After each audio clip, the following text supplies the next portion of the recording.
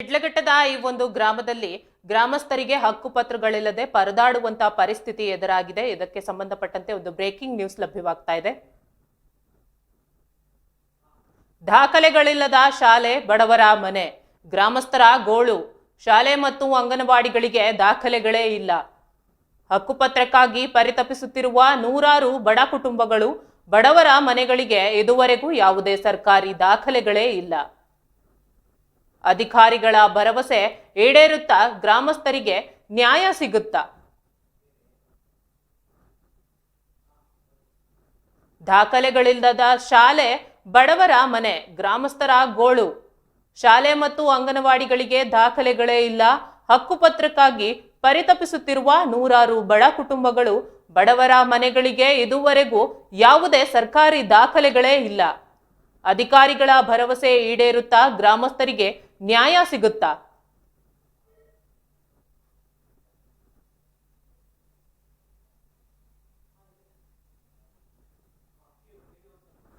ಶಿಡ್ಲಘಟ್ಟ ತಾಲೂಕಿನ ಗಂಜಿಗುಂಟೆ ಗ್ರಾಮ ಪಂಚಾಯಿತಿ ವ್ಯಾಪ್ತಿಯ ಚೊಕ್ಕನಹಳ್ಳಿ ಗ್ರಾಮದಲ್ಲಿರುವ ಸರ್ಕಾರಿ ಶಾಲೆ, ಅಂಗನವಾಡಿ ಕೇಂದ್ರ ಮತ್ತು ಬಡವರ ಮನೆಗಳಿಗೆ ಇದುವರೆಗೂ ಯಾವುದೇ ಸರ್ಕಾರಿ ದಾಖಲೆಗಳು ಲಭ್ಯವಾಗಿಲ್ಲದಿರುವುದು ಗ್ರಾಮಸ್ಥರ ಆಕ್ರೋಶಕ್ಕೆ ಕಾರಣವಾಗಿದೆ. ಸುಮಾರು 100 ವರ್ಷಗಳಿಂದ ಇಲ್ಲಿ ವಾಸಿಸುತ್ತಿರುವ ಬಡ ಕುಟುಂಬಗಳು ಹಕ್ಕುಪತ್ರಕ್ಕಾಗಿ ಪರಿತಪಿಸುತ್ತಿದ್ದಾರೆ. ಚೊಕ್ಕನಹಳ್ಳಿ ಗ್ರಾಮದ ಸರ್ವೆ ನಂಬರ್ 39 ಮತ್ತು 22ರಲ್ಲಿ ಬಡವರು ವಾಸಿಸುತ್ತಿದ್ದು, ಇಲ್ಲಿನ ನಿವಾಸಿಗಳು ತಮ್ಮ ಮನೆಗಳಿಗೆ ಹಕ್ಕುಪತ್ರಕ್ಕಾಗಿ ಹಲವಾರು ವರ್ಷಗಳಿಂದ ಹೋರಾಟ ನಡೆಸುತ್ತಿದ್ದಾರೆ. ಗ್ರಾಮದಲ್ಲಿರುವ 1992ರಲ್ಲಿ ಸ್ಥಾಪಿತವಾದ ಸರ್ಕಾರಿ ಶಾಲೆಗೂ ಸಹ ಯಾವುದೇ ದಾಖಲೆಗಳಿಲ್ಲದಿರುವುದು ಆಶ್ಚರ್ಯಕರ ಸಂಗತಿಯಾಗಿದೆ. ಇದಲ್ಲದೆ ಮಕ್ಕಳ ಪೋಷಣೆ ಮತ್ತು ಆರೈಕೆಗಾಗಿ ಇರುವ ಅಂಗನವಾಡಿ ಕೇಂದ್ರಕ್ಕೂ ಯಾವುದೇ ದಾಖಲೆಗಳು ಲಭ್ಯವಾಗಿಲ್ಲ. ಸರ್ಕಾರಿ ಹಿರಿಯ ಪ್ರಾಥಮಿಕ ಶಾಲೆಯಲ್ಲಿ ಸುಮಾರು 40 ವಿದ್ಯಾರ್ಥಿಗಳು ವ್ಯಾಸಂಗ ಮಾಡುತ್ತಿದ್ದಾರೆ. ಆದರೆ ಈ ಶಾಲೆಗೂ ಸಹ ದಾಖಲೆಗಳಿಲ್ಲ. ಬಶೆಟ್ಟಹಳ್ಳಿ ಹೋಬಳಿಯ ಚೊಕ್ಕನಹಳ್ಳಿ ಗ್ರಾಮದ ಸರ್ವೆ ನಂಬರ್ 39ರಲ್ಲಿ ಹುಲ್ಲು ಬನ್ನಿ ಖರಾಬು ಜಮೀನು ಮತ್ತು ಸರ್ವೆ ನಂಬರ್ 22ರ ಸರ್ಕಾರಿ ಖರಾಬು ಜಮೀನಿನಲ್ಲಿ ಸುಮಾರು 80 ಕುಟುಂಬಗಳು ವಾಸಿಸುತ್ತಿವೆ. ಈ ಕುರಿತು ಪ್ರತಿಕ್ರಿಯಿಸಿದ ಗ್ರಾಮಸ್ಥರು, ನಾವು ಹಲವಾರು ವರ್ಷಗಳಿಂದ ಇಲ್ಲಿ ವಾಸಿಸುತ್ತಿದ್ದೇವೆ. ಆದರೆ ನಮ್ಮ ಮನೆಗಳಿಗೆ ಇದುವರೆಗೂ ಹಕ್ಕುಪತ್ರ ಸಿಕ್ಕಿಲ್ಲ. ಸಂಬಂಧಪಟ್ಟ ಅಧಿಕಾರಿಗಳು ಕೂಡಲೇ ಈ ಸಮಸ್ಯೆಯನ್ನ ಪರಿಹರಿಸಬೇಕು ಮತ್ತು ನಮಗೆ ಹಕ್ಕುಪತ್ರಗಳನ್ನ ನೀಡಬೇಕು ಎಂದು ಒತ್ತಾಯಿಸಿದ್ದಾರೆ.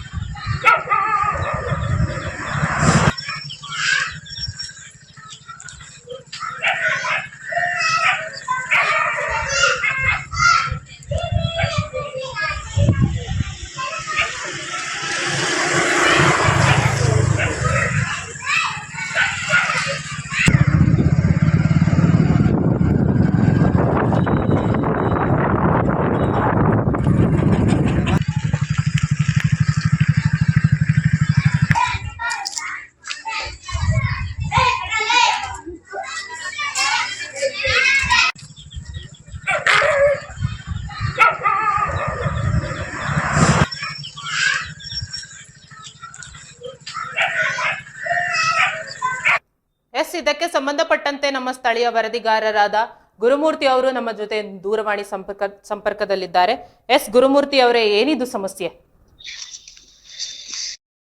ಶಿಡ್ಲಘಟ್ಟ ತಾಲೂಕಿನ ಬಶೆಟ್ಟಹಳ್ಳಿ ಹೋಬಳಿ ಗ್ರಾಮ ಅಂತ ಏನಿದೆ, ಆ ಗ್ರಾಮದಲ್ಲಿ ಸುಮಾರು ಒಂದು 100 ವರ್ಷಗಳಿಂದ ಅಲ್ಲಿ ಬಡವರು ಮನೆಗಳು ಕಟ್ಕೊಂಡು ಅಲ್ಲಿ ವಾಸ ಆಗಿದ್ದಾರೆ. ಸುಮಾರು ಊರೂರೇ ಅಲ್ಲಿ ಸರ್ವೆ ನಂಬರ್ ಅಲ್ಲಿ ವಾಸ ಮಾಡ್ತಿದ್ದಾರೆ. ಅವ್ರಿಗೆ ಇದುವರೆಗೂ ಯಾವ್ದೇ ಒಂದು ಭೂಮಿ ಮಂಜೂರು ಮಾಡಿರುವಂತದ್ದು, ಅಲ್ಲಿ ಹಕ್ಕುಪತ್ರಗಳು ಕೊಡಿರೋಂತ ಏನೂ ಆಗಿಲ್ಲ. ಅಲ್ಲಿ ಸುಮಾರು ವರ್ಷಗಳು ಇದೇ ತರ ಇದೆ. ಅದ್ರಲ್ಲಿ ಸರ್ಕಾರಿ ಶಾಲೆನೂ ಅದ್ರಲ್ಲೇ ಇದೆ. ಅದ್ರಂತೆ ಅಂಗನವಾಡಿ ಸಹ ಅದ್ರಲ್ಲಿ ನಡೆಸ್ತಾ ಇದ್ದಾರೆ.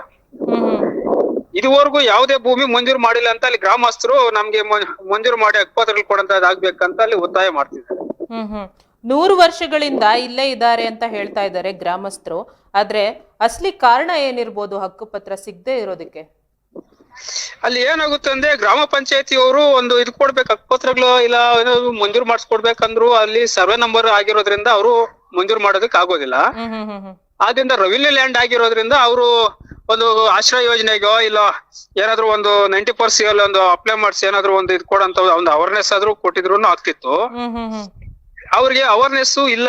ಅಲ್ಲಿ ಏನ್ ಹೇಳ್ತಾರೆ ಅವರು, ನಾವು ಕೂಲಿ ಮಾಡೋರು, ನಾವು ಕೂಲಿ ಮಾಡ್ಕೊಂಡು ಜೀವನ ಮಾಡ್ತಿದ್ವಿ, ನಮ್ಗೆ ಇದ್ರ ಬಗ್ಗೆ ಗೊತ್ತೇ ಇಲ್ಲ, ನಮ್ಗೆ ಯಾರನ್ನ ಬಂದ್ ಮಾಡ್ಸಿದ್ರೆ ನಾವೇನು ಇದ್ ಮಾಡ್ಕೊಂತ ಇಲ್ವಾ ಅಂತ ಅವ್ರು ಹೇಳ್ತಾರೆ.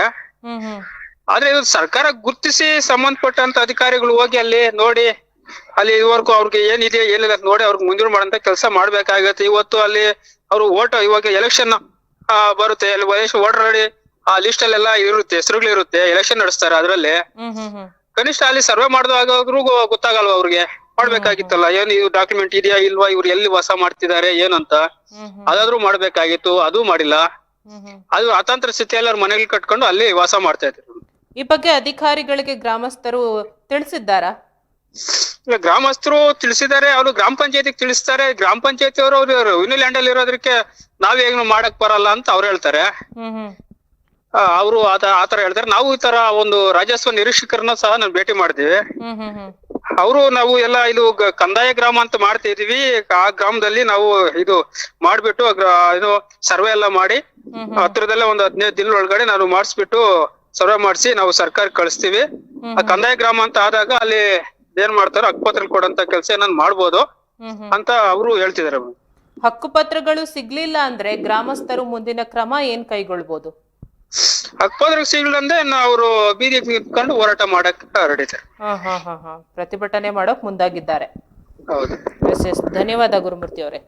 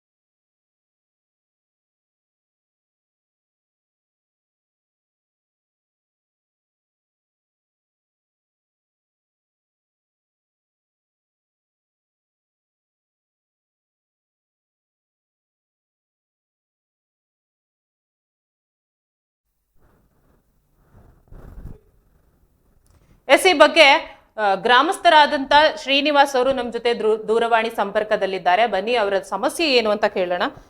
ಶ್ರೀನಿವಾಸ್ ಅವರೇ. ಮೇಡಮ್ ನಮಸ್ಕಾರ. ಮೇಡಮ್ ನಮಸ್ತೆ ಸರ್. ನಿಮ್ಮ ಗ್ರಾಮಕ್ಕೆ ಹಕ್ಕುಪತ್ರಗಳಿಲ್ಲ ಅಂತ ನೀವು ಆರೋಪವನ್ನ ಮಾಡಿರೋದು ನಮ್ಗೆ ವರದಿ ಬಂದಿದೆ. ಇದ್ರ ಬಗ್ಗೆ ಸಮಸ್ಯೆ ಏನಿದೆ ತಿಳಿಸ್ತೀರಾ? ಮೇಡಮ್ ಹೌದು ಮೇಡಮ್, ನಾವು ಹಕ್ಕುಪತ್ರ ಇಲ್ಲ ಅಂತ ವರದಿ ಕೊಟ್ಟಿರೋದು ನಿಜ. ಆದ್ರೆ ಸುಮಾರು ಒಂದು 3 ವರ್ಷ ಹಿಂದೆ ಹಕ್ಕುಪತ್ರಗೆ ಅರ್ಜಿಯನ್ನು ನೀಡಿ ಅಂತ ಹೇಳ್ಬಿಟ್ಟು ಕೊಟ್ಟಿದ್ರು. ಕೊಟ್ಟಾಗ ಏನಾಗಿದೆ, ಕೆಲವೊಂದು 10 ರಿಂದ 12 ಜನಕ್ಕೆ ಮಾತ್ರ ಹಕ್ಕುಪತ್ರಗಳನ್ನು ನೀಡಿದ್ದಾರೆ. ಅದು ಯಾರು ಅರ್ಜಿ ಹಾಕೊಂಡಿದ್ರು ಅವ್ರು ಮಾತ್ರ. ಈ ಹಕ್ಕುಪತ್ರ ವರದಿಯನ್ನ ಕೊಟ್ಟಿದ್ದಾರೆ, ಒಪ್ಕೊಳ್ಳೋಣ. ಬಟ್ ಆದ್ರೆ ಈ ನಮ್ಮ ಒಂದು ಸಮಾಜದಲ್ಲಿ ಏನಾಗಿದೆ ಅಂತಂದ್ರೆ ಹಳ್ಳಿಗಳಲ್ಲಿ ಸುಮಾರು ಜನಕ್ಕೆ ಯಾವ ರೀತಿ ಅರ್ಜಿ ಹಾಕೋಬೇಕೇನೋ ಅನ್ನೋದು ಗೊತ್ತಿಲ್ಲ ಮೇಡಮ್. ನಮ್ದು ಚೊಕ್ನಳ್ಳಿ ಗ್ರಾಮ. ನಮ್ಗೆ ನಮ್ಮ ಊರಲ್ಲಿ, ಎಸ್ಪೆಷಲಿ ನಮ್ಮೂರಲ್ಲಿ ಯಾರೇ ಆಗ್ಲಿ ಡಿಗ್ರಿ ಕಂಪ್ಲೀಟ್ ಆಗಿರೋರು ಅಥವಾ ತಾಲೂಕ್ ಆಫೀಸ್ಗೆ ಡೈಲಿ ಓಡಾಡೋರಾಗಿರ್ಬೋದು, ಇದು ಹೋಬ್ಳಿಗೆ ಯಾರಾದ್ರೂ ಓಡಾಡೋರಾಗಿರ್ಬೋದು, ಯಾರು ಇಲ್ಲ ಮೇಡಮ್, ಕಡಿಮೆ ಇರೋದು. ಆಯ್ತಾ? ಆತರ ಇದ್ರು ಕೂಡ ಯಾರು ಮುಂದೆ ಬರಲ್ಲ ಮೇಡಮ್ ಮಾಹಿತಿ ತಿಳಿಸೋದಕ್ಕೆ. ಹಳ್ಳಿಗಳಲ್ಲಿ ಈ ತರ ಹಕ್ಕುಪತ್ರ ಕೊಡೋದಕ್ಕೆ ಸರ್ಕಾರ ಮುಂದೆ ಬಂದಿದೆ. ಎಲ್ಲರೂ ಅರ್ಜಿ ಹಾಕೊಡಿ ಅಂತ ಹೇಳ್ಬಿಟ್ಟು.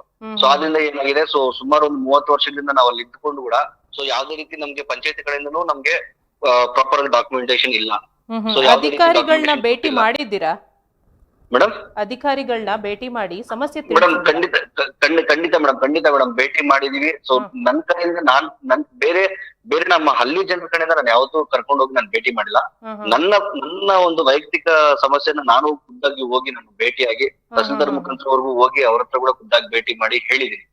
ಈ ತರ ನಮ್ಮ ಜಮೀನ್ಗೆ ಸರಿಯಾದ ದಾಖಲೆಗಳಿಲ್ಲ, ಅದನ್ನ ರೆಡಿ ಮಾಡ್ಕೊಡಿ, ಎಲ್ಲಾ ದಾಖಲೆಗಳು ಪರಿಶೀಲನೆ ಮಾಡಿ ರೆಡಿ ಮಾಡ್ಕೊಡಿ, ಬೇಕಿದ್ರೆ ನಮ್ಗೆ ದಾಖಲೆಗಳನ್ನ ನೀಡ್ಬೇಡಿ ಅಂತ ಹೇಳ್ಬಿಟ್ಟು ನಾವು ಇನ್ಫಾರ್ಮ್ ಮಾಡಿದೀವಿ ಮೇಡಮ್.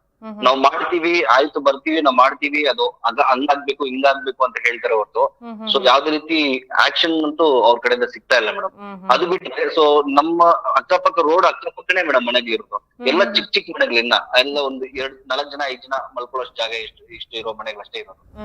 ಅದಕ್ಕೆ ಅಟ್ಲೀಸ್ಟ್ ಪಂಚಾಯತ್ ಕಡೆಯಿಂದ ಆದ್ರೂ ನಮ್ಮ ಪಂಚಾಯತಿ ಅಭಿವೃದ್ಧಿ ಅಧಿಕಾರಿ ಆಗಿರ್ಬೋದು ಅಥವಾ ಅಧ್ಯಕ್ಷರಾಗಿರ್ಬೋದು ಬರ್ತಾರೆ, ಓಟ್ನ ಕೇಳ್ತಾರೆ ಹೊರತು, ಓಟ್ ಹಾಕನ್ನ ಮಾತ್ರ ಕೇಳ್ತಾರೆ ಹೊರತು ಯಾವ್ದೇ ರೀತಿ ಸಮಸ್ಯೆಗಳನ್ನ ಪರಿಗಣಿಸೋದಿಲ್ಲ. ಯಾವ್ದೇ ರೀತಿ ಸಮಸ್ಯೆಗಳು ಏನ್ ಸಮಸ್ಯೆ ಅಂತ ತಿಳ್ಕೊಳ್ಳೋದು ಇಲ್ಲ ಮೇಡಮ್. ಎಲೆಕ್ಷನ್ ಟೈಮ್ ಅಲ್ಲಿ ಬರ್ತಾರೆ, ಬಂದು ಓಟ್ ಹಾಕ್ಸ್ಕೊಂತಾರೆ, ಹಣ ಏನಾದ್ರು ಕೊಡ್ತಾರೆ, ಹೋಗ್ತಾರೆ ಹೊರತು ಮತ್ತೆ ಅಲ್ಲಿ ಏನಾಗ್ತಿದೆ ಏನಿಲ್ಲ ಏನ್ ಬೇಕು ಅನ್ನೋ ಸಮಸ್ಯೆ ಅಂತೂ ಕೇಳೋದೇ ಇಲ್ಲ ಮೇಡಮ್. ಓಟ್ ಕೇಳೋಕ್ ಮಾತ್ರ ಬರ್ತಾರೆ, ಸಮಸ್ಯೆ ಬಗ್ಗೆ ಓಟ್ ಕೇಳಕ್ ಮಾತ್ರ ಬರ್ತಾರೆ, ಸಮಸ್ಯೆ ಮಾತ್ರ ಯಾರು ಮುಂದೆ ಬರಲ್ಲ ಮೇಡಮ್. ಬಟ್ ಕಂದಾಯ ಮಾತ್ರ ಕಟ್ಸ್ಕೊಳಕ್ ಬರ್ತಾರೆ ಮೇಡಮ್. ಕಂದಾಯ ಈಗ ನಮ್ ಎಸ್ಪೆಷಲಿ ನಮ್ ಪಂಚಾಯತಿಯಲ್ಲಿ ಏನಾಗಿದೆ ಅಂತಂದ್ರೆ, ಗ್ರಾಮ ಟನಾಗ್ ಸೇರಿರೋ ನಕ್ಷೆಯಲ್ಲಿ ಖಾಲಿ ಏನಾದ್ರು ಜಾಗ ಇದ್ರೆ ಅದನ್ನ ಸೈಟ್ ಮಾಡ್ಕೊಟ್ಬಿಡೋದು. ಈಗ ನಮ್ಮಳ್ಳಿ ಎಸ್ಪೆಷಲಿ ನಮ್ಮಳ್ಳಿಯಲ್ಲಿ ನಮ್ಮ ಕೆಲವೊಂದು 40 ಮನೆಗಳಿದೆ ಮೇಡಮ್. ನಮ್ದು ಅಂತ ಹೇಳ್ತೀನಿ. ನಮ್ಮೊಂದು 40 ಮನೆಗಳಿದಾವೆ. ಅದು ಇವಾಗ ಕಂದಾಯ ಜಾಗದಲ್ಲಿ ಇದಾವೆ ಮೇಡಮ್. ಕಂದಾಯ ಸರ್ವೆ ನಂಬರ್ ಜಾಗದಲ್ಲಿ ಇದೆ ಆ ಮನೆಗಳು. ಈ PDO ಆಗಿರ್ಬೋದು ಅಥವಾ ಈಗ ನಮ್ ಬಂದಿರೋ ಅಧ್ಯಕ್ಷರಾಗಿರ್ಬೋದು, ಪಂಚಾಯತಿ ಅಧ್ಯಕ್ಷರಾಗಿರ್ಬೋದು, ಯಾವ್ದೇ ರೀತಿ ಸಮಸ್ಯೆ ಅದನ್ನ ಯಾವ ರೀತಿ ಪರಿಗಣಿಸಬೇಕು, ಇದನ್ನ ಯಾವ ರೀತಿ ಕ್ಲಿಯರ್ ಮಾಡ್ಬೇಕು ಅನ್ನೋದು ಅವ್ರಿಗೆ ಯಾವ್ದೇ ರೀತಿ ಅವಗಾಹನೆ ಮಾತ್ರ ಇಲ್ಲ. ಆಯ್ತಾ? ಬರ್ತಾರೆ, ಕೇಳ್ತಾರೆ ಅಷ್ಟೇ ಬಿಟ್ರೆ ಬೇರೆ ಇನ್ನೇನು ಮಾಡಲ್ಲ. ಅಟ್ಲೀಸ್ಟ್ PDO ಆಗಿರ್ಬೋದು, ಅಧ್ಯಕ್ಷರಾಗಿರ್ಬೋದು, ಅದನ್ನ ಪರಿಶೀಲಿಸಿ ತಹಸೀಲ್ದಾರ್ ಮೇಡಮ್ ಹತ್ರ ಹೋಗಿ ಈ ತರ ಕಂದಾಯ ಜಾಗದಲ್ಲಿ ಇದೆ, ಇದನ್ನ ನಮ್ ಗ್ರಾಮಟನ ಮಾಡ್ಕೊಡಿ ಅಂತ ಹೇಳ್ಬಿಟ್ಟು ಇವ್ರು ಅಟ್ಲೀಸ್ಟ್ ವರದಿ ಆದ್ರೂ ಸಲ್ಲಿಸಬೇಕು PDO ಅವ್ರಿಗೆ, ತಹಸೀಲ್ದಾರ್ ಅವ್ರಿಗೆ. ಅದನ್ನು ಮಾಡಲ್ಲ, ಏನು ಮಾಡ ಅಟ್ಲೀಸ್ಟ್ ನನಗಾದ್ರೂ ನಾನು ಎಜುಕೇಟ್ ಮಾಡಿದೀನಿ. ಅಟ್ಲೀಸ್ಟ್ ನಾನೊಂದು PUC ಕಂಪ್ಲೀಟ್ ಮಾಡ್ಕೊಂಡು ಡಿಗ್ರಿ ಲೆವೆಲ್ಗೂ ಹೋಗಿ ಮತ್ತೆ ನಾನು ಯಾವ್ದು ಸಣ್ಣ ಪುಟ್ಟ ಕೆಲಸ ಮಾಡ್ತಾ ಇದೀನಿ ಮೇಡಮ್. ಸಣ್ಣ ಪುಟ್ಟ ಕೆಲಸ ಮಾಡ್ತಾ ಇದೀನಿ. ನನ್ಗೆ ಅಷ್ಟ್ ಮಾತ್ರ ತಿಳ್ಕೊಂಡು ನಾನು ಇದನ್ನ ಈ ತರ ಮಾಡ್ಬೇಕು ಅಂತ ಊರಲ್ಲಿ ಹೇಳಿದ್ರು ಕೂಡ ಒಬ್ಬರಂದ್ರೆ ಒಬ್ರು ಬರಲ್ಲ, ಭಯ ಜಾಸ್ತಿ. ಏನ್ ಕೇಳ್ಬೇಕು, ಏನ್ ಹೇಳ್ತಾರೋ, ಏನ್ ಮಾತಾಡ್ಬೇಕು ಅನ್ನೋದು ಗೊತ್ತಾಗಲ್ಲ ಮೇಡಮ್ ನಮ್ಮಲ್ಲಿ ಜನಕ್ಕೆ. ಅಧಿಕಾರಿಗಳ ಮುಂದೆ ಏನ್ ಹೇಳ್ತಾರೋ ಅನ್ನೋದು ಗ್ರಾಮಸ್ಥರ ಭಯ.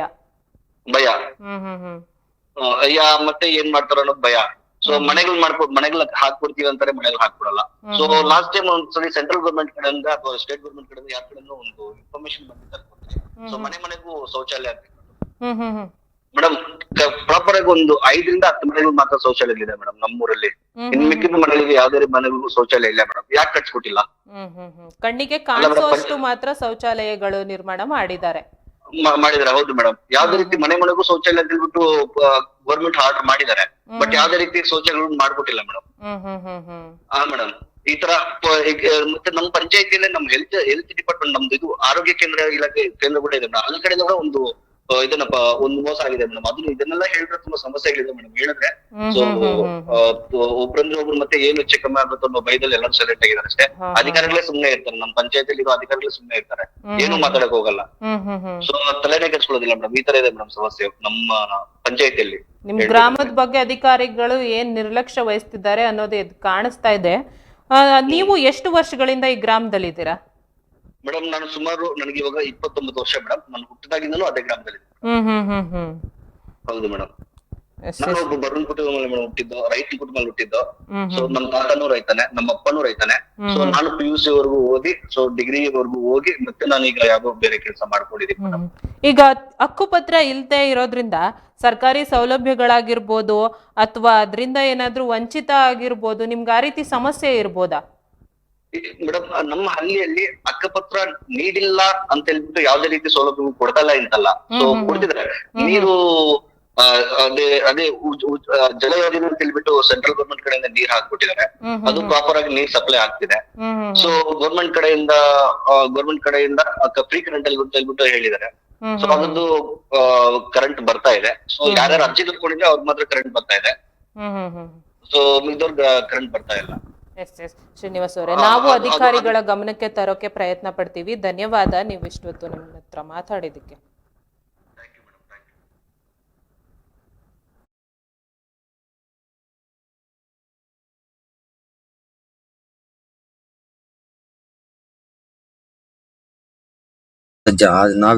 ನಾವು ವಾಸವಾಗಿರ್ತಕ್ಕಂಥ ಜಮೀನಿಗೆ ಯಾವುದೇ ರೀತಿಯಾದಂಥ ದಾಖಲೆಗಳಿರುವುದಿಲ್ಲ.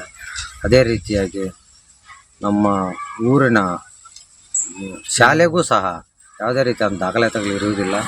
ಹಾಗೂ ಸ್ಕೂಲು ಸಹ 39ನೇ ಸರ್ವೆ ನಂಬರ್ ಇರುವುದರಿಂದ ಇದಕ್ಕೆ ಸಂಬಂಧಪಟ್ಟ ಅಧಿಕಾರಿಗಳು ಶಾಲೆಗೂ ಮತ್ತು ನಮ್ಮ ಊರಿನ ಜನಗಳ ಮನೆಗಳಿಗೆ ಹಕ್ಕುಪತ್ರಗಳನ್ನು ವಿತರಿಸಲು ಸಂಬಂಧಪಟ್ಟ ಅಧಿಕಾರಿಗಳಿಗೆ ವಿನಂತಿಸಿಕೊಳ್ತಾ ಇದ್ದೀವಿ. ಅದೇ ರೀತಿ ಈ ಸುಮಾರು 100 ವರ್ಷಗಳಿಂದ ಇರುವಂಥ ಯಾವುದೇ ಸರ್ಕಾರಿ ಅಧಿಕಾರಿಗಳಾಗಲಿ ಜನಪ್ರತಿನಿಧಿಗಳಾಗಲಿ ಯಾವುದೇ ರೀತಿಯಂಥ ಸೌಲಭ್ಯಗಳನ್ನು ಒದಗಿಸ್ಕೊಟ್ಟಿಲ್ಲ. ಇವಾಗನ್ನಾದರೂ ಸಹ ಈ ಕುಟುಂಬಗಳ ಪರವಾಗಿ ತಾವು ಸಂಬಂಧಪಟ್ಟ ಅಧಿಕಾರಿಗಳು ತಮಗೆ ಆ ದಾಖಲೆಗಳನ್ನು ನೀಡಬೇಕಾಗಲಿ ತಮ್ಮಲ್ಲಿ ಪ್ರಾರ್ಥನೆ. ಸೊ ನಾನು ಇಂಜಿನಿಯರಿಂಗ್ ಕಂಪ್ಲೀಟ್ ಮಾಡ್ಕೊಂಡಿದ್ದೀನಿ. ಸೊ ಈಗ ನಮ್ಮಲ್ಲಿ ಏನು ಕೊರತೆ ಇದೆ ಅಂತಂದ್ರೆ ನಮ್ಮೂರಲ್ಲಿ ಸೊ ತುಂಬಾ ಜನಕ್ಕೆ ಮನೆಗಳು ಇಲ್ಲ ಕರೆಕ್ಟಾಗಿ, ಆಯ್ತಾ. ಆ ಮನೆಗಳಿಗೆ ಇರೋ ಮನೆಗಳಿಗೆ ತಕ್ಕಂತ ಕರೆಕ್ಟಾಗಿ ದಾಖಲೆಗಳು ಇಲ್ಲ. ಸೊ ಪಂಚಾಯತಿಗೆ ಇನ್ನ ತುಂಬಾ ವರ್ಷಗಳಿಂದ ಲಾಸ್ಟ್ ಟೈಮ್ ಕೂಡ ನಾನು ತುಂಬಾ ಸಲ ಹೋಗಿದ್ದೆ ಪಂಚಾಯತಿಗೆ. ಸೊ ಒಂದು ಅರ್ಜಿ ಕೂಡ ಕೊಟ್ಟಿದ್ದೆ. ಸೊ ಯಾಕೆ ನೀವು ಇನ್ನ ಗ್ರಾಮಟನ ಮಾಡ್ಕೊಂಡಿಲ್ಲ ನಮ್ಮ ಹಳ್ಳಿ ಅಂತ ಹೇಳ್ಬಿಟ್ಟು ತುಂಬಾ ಸಲ ಕೇಳಿದ್ವಿ. ಸೊ ಕೇಳಿದಾಗ ಹೇಳಿದ್ರು ಅದು ರೆವೆನ್ಯೂ ಕಡೆಯಿಂದನೇ ಗ್ರಾಂಟ್ ಆಗ್ಬೇಕು. ಸೊ ರೆವೆನ್ಯೂ ಸಂಬಂಧಪಟ್ಟಿರೋ ಪಾಣಿಗಳಲ್ಲಿ ಜಮೀನುಗಳ ಇದು ಸರ್ವೆ ನಂಬರ್ಗಳಲ್ಲಿ ಮನೆಗಳು ಕಟ್ಕೊಂಡಿದ್ದಾರೆ ಅಂತ ಹೇಳ್ಬಿಟ್ಟು ಹೇಳಿದ್ರು. ಸೊ ಮನೆಗಳು ಕಟ್ಕೊಂಡಿದೀವಿ ಅಂತ ಹೇಳ್ಬಿಟ್ಟು ಮತ್ತೆ ಆ ರೆವೆನ್ಯೂ ಸ್ಥಳದಲ್ಲಿ ಬಿಟ್ಟು ಹೋಗ್ಬೇಕು ಅಂತ ಹೇಳ್ಬಿಟ್ಟು ಈಗ ಕಾನೂನು ಏನು ಬಂದಿಲ್ವಲ್ಲ. ಸೊ ನಾವು ಸುಮಾರು ಒಂದು 30 ವರ್ಷದಿಂದ ಇದೇ ಊರಲ್ಲೇ ಸೊ ನಿವಾಸಿಯಾಗಿ ವಾಸ್ತಾ, ಆಯ್ತಾ. ಸೊ ಮನೆಗಳು ಕಟ್ಕೊಂಡು ಕೂಲಿನಲ್ಲಿ ಮಾಡ್ಕೊಂಡು ಸೊ ಜೀವಿಸ್ತಾ ಇದೀವಿ. ಸೊ ಯಾವುದೇ ರೀತಿ ನಮ್ಗೆ ಜಮೀನುಗಳು ಇಲ್ಲೇ ಇದಾವೆ, ಇದೇ ಊರಲ್ಲೇ ಜಮೀನುಗಳು ಕೂಡ ಇದಾವೆ. ಸೊ ಯಾವುದೇ ರೀತಿ ಜಮೀನಿಗೆ ಕರೆಕ್ಟಾಗಿ ಅನುಕೂಲವಾಗಿ ದಾಖಲೆಗಳು ಕೊಟ್ಟಿಲ್ಲ. ಸೊ ತಾಲೂಕ್ ಕಡೆಯಿಂದ ಆಗಿರ್ಬೋದು ಅಥವಾ ಪಂಚಾಯತ್ ಕಡೆಯಿಂದ ಆಗಿರ್ಬೋದು. ಸೊ ಮನೆಗಳು ಕೂಡ ಕೊಟ್ಟಿಲ್ಲ. ತುಂಬಾ ಕಷ್ಟ ಅನುಭವಿಸ್ತಾ ಇದಾರೆ ಇಲ್ಲಿರೋ ಜನರು. ಸೊ ದಿನ ಬರೀ ಕೂಲಿಗೆ ಮಾತ್ರ ಹೋಗಿ ಸೊ ಸಂಪಾದನೆ ಮಾಡ್ಕೊಂಡು ಆ ಕೂಲಿಯಿಂದ ಅವ್ರ ಹಾಸ್ಪಿಟಲ್ಗೆ ಆಗಿರ್ಬೋದು, ಅವ್ರ ಮನೆ ಖರ್ಚಲ್ಲಾಗಿರ್ಬೋದು, ಅವ್ರ ಸಂಸಾರಕ್ಕಾಗಿರ್ಬೋದು, ಇದಕ್ಕೆ ಸೊ ಅವರು ಕಷ್ಟ ಪಟ್ಕೊಂಡು 500 ರೂಪಾಯಿ 300 ರೂಪಾಯಿ ಆ ತರ ಸಂಪಾದನೆ ಮಾಡ್ಕೊಂಡು ದಿನ ಸೊ ಕಾಲ ಕಳೀತಾ ಇದಾರೆ.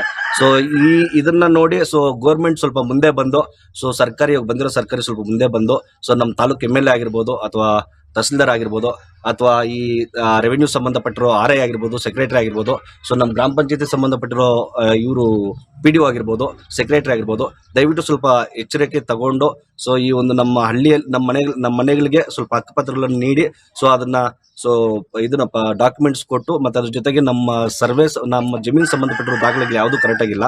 ಸೊ 53 ಹಾಕೊಳ್ಳಿ 57 ಹಾಕೊಳ್ಳಿ ಅಂತ ಹೇಳ್ಬಿಟ್ಟು ಹೇಳ್ತಾರೆ. ಯಾವುದೇ ರೀತಿ ಅರ್ಜಿ ಬಿಟ್ಟಾಗ ಸೊ ಯಾವುದೇ ರೀತಿ ಗ್ರಾಮಠಾಣೆಯಿಂದ ಆಗಿರ್ಬೋದು ಅಥವಾ ರೆವೆನ್ಯೂ ಆಫೀಸಿಂದ ಆಗಿರ್ಬೋದು, ಸೊ ಯಾವುದೇ ರೀತಿ ನ್ಯೂಸ್ ಅಲ್ಲಿ ಆಗಿರ್ಬೋದು ಅಥವಾ ಕರಪತ್ರಗಳಾಗಿರ್ಬೋದು ಸೊ ಹಂಚೋದು ಇಲ್ಲ. ಸೊ ಯಾಕಂದ್ರೆ ಇಲ್ಲ ಹಳ್ಳಿಗಳಲ್ಲಿ ಎಲ್ಲರೂ ಬಡವರು ಸರ್, ಯಾರು ಓದ್ಕೊಂಡಿಲ್ಲ. ಸೊ ಅವ್ರಿಗೆ ಗೊತ್ತಾಗೋದಿಲ್ಲ ಎಲ್ಲೋಗಿ ಅರ್ಜಿ ಆಗ್ಬೇಕಂತನೂ ಗೊತ್ತಾಗೋದಿಲ್ಲ. ಸೊ ಆದ್ರಿಂದ ಅವ್ರು ಅಟ್ಲೀಸ್ಟ್ ಅದನ್ನಾದ್ರೂ ಬಂದು ಹಳ್ಳಿಗಳಲ್ಲಿ ಬಂದು ಹೇಳಿದ್ರೆ ಅವ್ರು ಸಂಬಂಧಪಟ್ಟಿರೋ ಗುಮ್ಮಸ್ ಇರ್ತಾರೆ ಸೊ ಹಳ್ಳಿಗಳಲ್ಲಿ. ಸೊ ಸೆಕ್ರೆಟರಿ ಆಗ್ಬೋದು, RI ಆಗಿರ್ಬೋದು, ಕೆಲವರು ಇರ್ತಾರೆ. ಸೊ ಅವ್ರ ಕಡೆಯಿಂದ ಆದ್ರೂ ಮಾಹಿತಿ ತಿಳಿಸ್ಕೊಟ್ರೆ ಸೊ ಅವಾಗ ಏನಾಗುತ್ತೆ ಸೊ ಮನೆಗಳು ಕಟ್ಕೊಂಡಿರೋರು ಅಥವಾ ಜಮೀನುಗಳಿರೋರು ಹೋಗಿ ಅರ್ಜಿಗಳು ಹಾಕೊಂತಾರೆ. ನಾಡ ಕಚೇರಿಗೆ ಆಗಿರ್ಬೋದು ಅಥವಾ ತಾಲೂಕು ಆಫೀಸ್ಗೆ ಆದ್ರೂ ಹೋಗಿ, ಆಯ್ತಾ. ಸೊ ಯಾವ್ದೇ ರೀತಿ ಮಾಹಿತಿ ಕೊಡೋದಿಲ್ಲ ಸರ್. ಸೊ ಆದ್ರಿಂದ ಸೊ ಇದು ಸುಮಾರು 30 ವರ್ಷಗಳಿಂದನೂ ಹಿಂಗೆ ಇದೆ సర్. ಯಾವುದೇ ರೀತಿ ಮನೆಗಳಿಗೆ హక్కుపత్రాలు ಇಲ್ಲ. మా ఊర్లో 100 ఇంకా మేము కూర్చుంటులా ఉంటుంది. ఇప్పుడు మా పిల్లలు పెద్దోళ్ళు అయినాక ఏదో జంతాయిన్లు కట్టుకున్నాము. మాకు హక్కుపత్రాలు లేవు. మేము మా జమీన్లు కూడా హక్కుపత్రాలు లేవు. మా 100 ఇంకా ఎవరికి చేసుకోవాలి, మా అప్పని గారు చేసుకోవాలి, మేము చేసుకోవాలి, మా బిడ్డలు చేసుకోవట్లేదు. మేము చాలా అమాయకంగా ఉన్నాము. గవర్నమెంట్ ఇంకా మాకేమైనా అనుకూలం చేయాలా అని చెప్తా ఉన్నాం. ಮನೆಗಳು ಎಷ್ಟು ವರ್ಷಗಳಿಂದ ಇದ್ವಿ ಇಲ್ಲಿ ಅಂತೇಳಿ? ఉంటావు 100 ఇంకా 100 ವರ್ಷಗಳಿಂದ ಇದುವರೆಗೆ ಏನು ಮಾಡ್ಕೊಂಡಿಲ್ವಾ? లేదు. ಯಾಕೆ ಮಾಡ್ಕೊಂಡಿಲ್ಲ? గిచ్చలేక కూలి చేయాలా, కడిదినాల. ಅಲ್ಲ, ಈ ಅಧಿಕಾರಿಗಳು ಕೇಳೋಂಥ ಅದೇನು ಆಗಿಲ್ಲ ನೀವು? ఎవరు పట్టించుకోవాలా, వచ్చేది ఓట్లు వేపించుకునేది, అది వెళ్ళిపోతా ఉన్నది అంతే.